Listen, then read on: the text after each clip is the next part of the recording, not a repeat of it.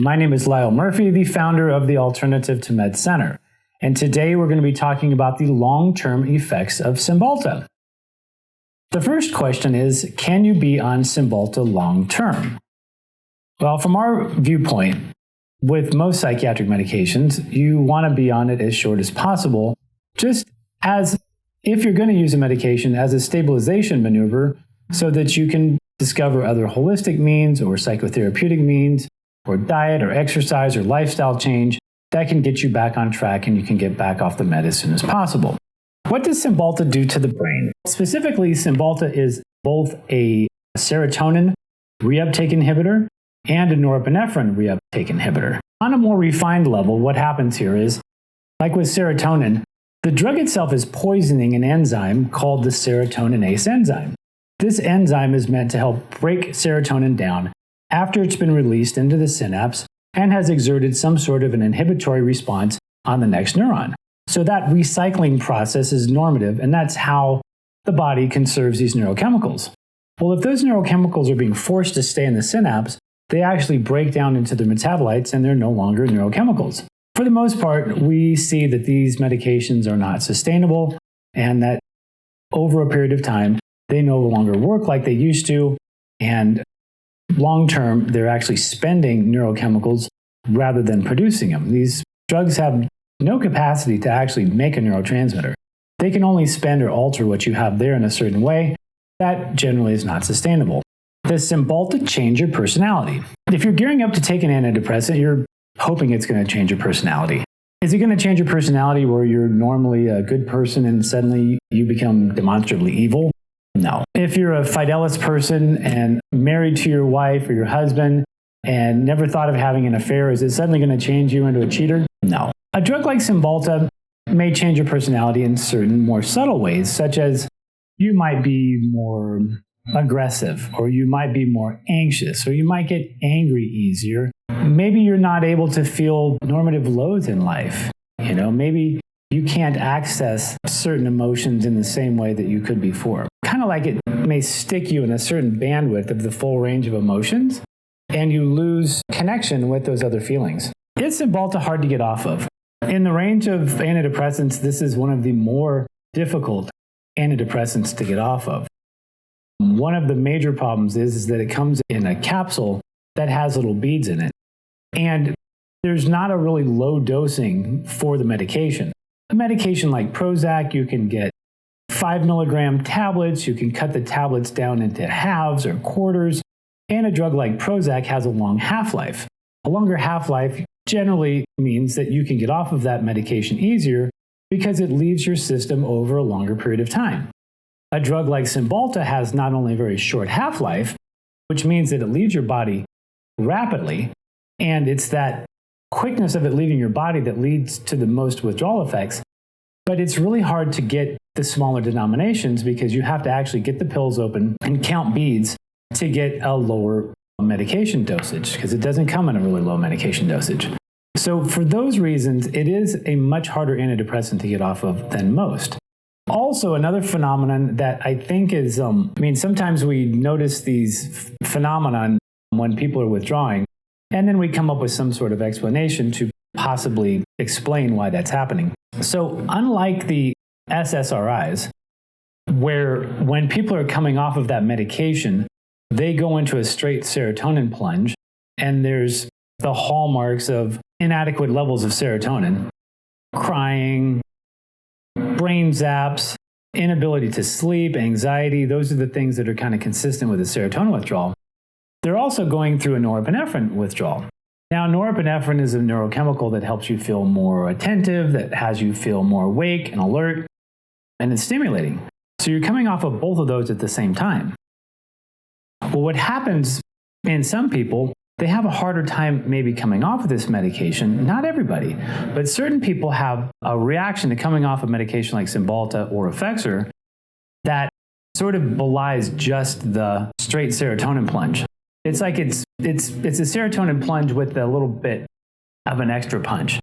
And what we think is happening is that as the serotonin's coming down, maybe the norepinephrine part of that drug is not coming down at the same time.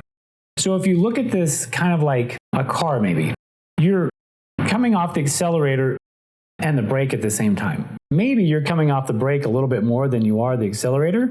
And so that acceleration actually amplifies the serotonin withdrawal so that the intensity of going into a serotonin plunge is even more pronounced. A common way that we've found to alleviate that is to maybe introduce another straight SSRI as tolerated for that person so that they can bridge across to a drug like Prozac and then get off the Cymbalta. And to do that, how we've done it here, rather than do a straight crossover. In other words, you go from Cymbalta and you completely stop Cymbalta and introduce Prozac. You go to about half of your dose of Cymbalta and then an equal dose of Prozac to whatever that half was you took away. Get stable on that, then reduce the Cymbalta down completely so that you're not going into this hard serotonin plunge because you've still got the Prozac, which is a straight serotonin drug, holding up that serotonin level, allowing the Cymbalta to go out. Now you're on a longer half-life drug like Prozac that then you can taper off of a lot easier. For people who get stuck, that is a worthy mechanism to explore. What are the long-term side effects of Cymbalta? This is a bit of a long list, and it was taken from our article called Long-Term Effects of Cymbalta, which currently, as of today, is in the #1 snippet spot on Google for those keywords. So some of the long-term side effects of Cymbalta are getting addicted to the drug and having the withdrawal effects that would go along with trying to get off of a medication like that. Seizures, leg cramps and muscle spasms, increased suicidality, viral infections, liver damage, fractures or easier to fracture, bleeding disorders, sleep disorders, diabetes, agitation, feeling like you're not yourself, feeling foggy and detached, emotional blunting, fatigue, daytime sleepiness, headache, a lot of different sexual dysfunctions and low sex drive or problems with orgasm, weight loss and or weight gain. On the weight gain part, it's usually going to be more of a weight loss problem with Cymbalta than a weight gain. Blood pressure issues, cardiac issues, profuse sweating, constipation, diarrhea, and liver damage. So those are the things that are associated with taking Cymbalta long term. And how long should you stay on Cymbalta? I mean, as we mentioned before, our viewpoint would be as little as possible. According to the more conventional standpoint, the time frame they put on it is 4 to 12 months. But we feel that if a person is integrating a holistic lifestyle and working on their diet and removing alcohol and other impediments that may be messing up the way that their brain works, and had whatever emotional event that sort of crescendoed the need for medication sort of abate, that people on track with those sort of modalities can get off the medication a lot quicker than that. What is the most common side effects of Cymbalta? The common ones include nausea, headache, dry mouth, and excitability, and also changes in your sexual function. Usually where you see the changes in sexual function can be just in interest and things like that, but actually you have two aspects of your nervous system. One is the parasympathetic, which is associated with feeding and breeding, and then you have the sympathetic, which is associated with alertful, wakingness, fight or flight. Interestingly enough, at the point of orgasm, you have both of those. Usually they counterbalance each other, but at the point of orgasm, both of those have to be activated at the same time in order to achieve that. And that's a very delicate balance that the medications can certainly interfere with and make that more difficult. What are the negative side effects of Cymbalta? When I'm looking up side effects of medications, I mean, of course, FDA access is really where they've done the drug study and they've shown, the percentages of people that had certain side effects and how many of those people had it and what it was and what the intensity was. It's very detailed. But the Mayo Clinic actually usually has some sort of breakdown, and I like the way they break it down because they put, these are the common symptoms. These are the kind of common symptoms that are really things you should probably run by your doctor. And these are the rare symptoms. So instead of it just being this weird laundry list, it kind of breaks it down in a way where you can understand it a little bit better, how common that might be, and if it's really a concern. Some of the side effects of somebody taking too much Cymbalta, they're going to be agitated, they're going to have muscle stiffness, they're going to have profuse sweating, they might have breathlessness, shivering, poor coordination, talking or acting in a way that they may not be able to control nearly as well. and digestive issues might look like diarrhea and or vomiting. Some of the more common ones we already mentioned before, but we can include headache, loss of strength, loss of appetite, increased or profuse sweating, trouble sleeping, and weight loss are common with this medication. And then less common are the burning, tingling, numbness, sort of pins and needles going on in your skin, pains in your joints. And these are more things that are concerning, especially if you get any kind of a rash from taking a medication like this, locking up of your jaw, difficulty breathing. These are less common. However, they are the type of things that you should be going back to your prescriber and saying, hey, I'm having a problem here. Are Cymbalta side effects permanent? Well, generally not. Even some of the more severe side effects we've seen, like a person getting akathisia and or achedonia, which akathisia means you don't feel comfortable in your body and you have to keep moving all the time. It's very honestly horrific for a person to be experiencing that because they can't find really any peace because it's their body that feels like they can't be in their own body. And anhedonia is where you just don't feel any emotion at all. And we've seen people that have had this even from taking the medication for a short period of time and then have this persistent sort of calling card. Even in those more extreme things, the person does tend to recover over time. Usually, where you see the most of these symptoms is right on the introduction of the medication. Then after 2 weeks, people usually adjust to some of those more minor side effects. And if people are having side effects of taking the medication over a period of time longer than that, usually you see those side effects abate after stopping the medication within a few weeks, maybe in a few months. And then the protracted withdrawal population that they are in what would be considered constant acute withdrawal type symptomatology for long term, even those people do tend to get better over time, but it's a difficult struggle for them. And most of the people that are following us at least know of the protracted withdrawal community and what those people suffer from. And I get that question from people a lot, am I ever going to recover from this? And by and large, people do. And it does take time for them, and it is a very difficult struggle. Can duloxetine be taken long term? That depends on who you ask.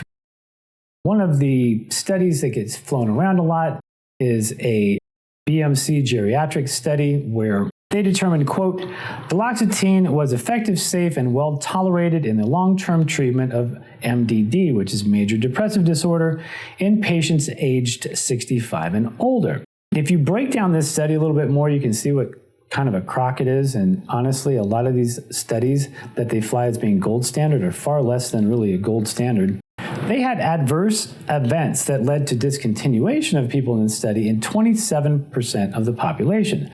So 27% of the population washed out because of adverse events to even be part of the efficacy group, right? Then in the efficacy group, they had anywhere from 15 to 20% betterment of their MDD symptoms if they could tolerate the medication that long. So 27% washed out, 15 to 20% got better. It doesn't really sound like a good outcome to me. And strangely enough, this was a year-long study. People in the earlier part of the study, 3 months, were more on the 20% betterment, and then long-term, they were actually dropping off in their numbers as far as the efficacy. Is Cymbalta worth the risk? This is really a personal question. We are, of course, at Alternative to Meds, we have a lens that sees the people who are suffering from medications like this. We don't have people from a population that says, hey, this medication is doing really well for me, and I want to come to your center so I can go hiking and enjoy the Sedona scenery. We get the people who are like, this thing has completely crashed my life, and if I had only known that this medication was going to do this to me, I never would have taken it. You don't always know if you're going to be one of those people or not that are going to have that kind of bad reaction, but it's good to know at least that that is a possibility. And there is a public consumer group called Public Citizen that I don't know actually much about that group, but I was reading through some stuff and they indicated that this is, quote, antidepressant Cymbalta should not be taken for any of the approved uses. as there is no evidence that the benefits outweigh the risk of serious and potentially life-threatening side effects associated with the medication. Honestly, apples being apples, I would tend to agree with that statement. However, there are exceptions for that depending on person to person. If a person is in a place where they don't have really much other choice besides to do medication because they might be a danger to themselves, then you might want to consider if that is worth it, because maybe the person feels that they need something to get over a hump, and that's on a personal basis, and a person should be able to have that sort of decision making in their own life. What is a good replacement for Cymbalta? Well, since this is a sort of an energizing medication, I would consider getting your thyroid checked. A lot of thyroid and underfunctioning hypothyroid situations cause you to feel very sluggish, depressed, maybe your vitamin D levels. Go see a naturopath maybe first, approach it on a holistic level, and see what sort of inroads can be made there, because, honestly, our lifestyle, as it's common in our American culture, is not that great for mental health and does not support even biophysical mental health from most of the food that we eat and the things that we drink and the poisons that we take in and yada yada. The direct precursors to dopamine and therefore norepinephrine, which is a component of this drug, are things like DLPA, which is D-L-phenylalanine, tyrosine. There's a mucuna tincture that is basically L-Dopa and a tincture. SAMe is a nutritional product that actually gives a methyl group to L-Dopa and helps it convert into dopamine and norepinephrine. SAMe, well, really even Cymbalta for that matter, would not be something you'd want to take with if you had a lot of anxiety anyway. And St. John's wort. And that's another mood elevator that, again, you wouldn't want to take if anxiety was a prominent feature. Those are things more geared for if depression and lackluster is the primary feature. All right, well, that brings us to the end of our questions about the long-term effects of Cymbalta. Again, if you are planning on changing your medications and or taking supplements or doing anything that you've heard me talk about, please run it by your prescriber first. We're not able to give medical advice, only some general guidance for things that you can run by your medical providers for consideration. Thank you very much and have a good day or night.